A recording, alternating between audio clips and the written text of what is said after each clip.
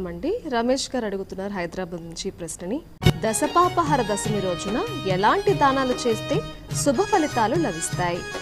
కేవలం దానం చేయడం అంటే ఏదో ఇచ్చేసి వదిలించుకోవడం పాప పరిహారం కోసం చేసేది కాకుండా నలుగురు ఉపయోగించేటువంటి వస్త్రదానము, అన్నదానము, భూదానము, గోదానము ఇవి ప్రధానంగా చెప్పబడ్డాయి.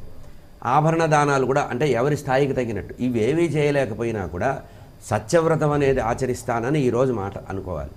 అంతే త్రికరణ శుద్ధిగా నేను పుణ్యమే చేస్తాను, మంచి పనులే చేస్తాను, సత్కర్మలే చేస్తాను కానీ ఇతరమైన విషయాల జోలికి వెళ్ళను అని చెప్పి సంకల్పం చేయడం కూడా దానంలో సందర్భమే. అంటే ఇంతవరకు పాపాన్ని పోగొట్టుకున్న మనము ప్రాయశ్చిత్త కర్మ రూపంలో దానాలు చేస్తే సాధారణంగా ఎప్పుడు ఏమవుతుందంటే మనం ఏదైనా ఒకటి దానం చేయడం వల్ల పాపం పోతుందనే ఒక విశ్వాసం మనకి సనాతన భారతీయ సంప్రదాయంలో ఉంది. కనుక వస్త్రదానము, భూదానము, గోదానము, స్వర్ణదానము, ఆ తర్వాత ఆహారము, జలదానం కూడా అంటే కడవలో నీళ్లు పోసి కడవ దానం చేయడం జలకుంభదానం అన్నారు. ఇది కూడా ఈ రోజు చేసేటువంటి ప్రత్యేకమైన విషయం.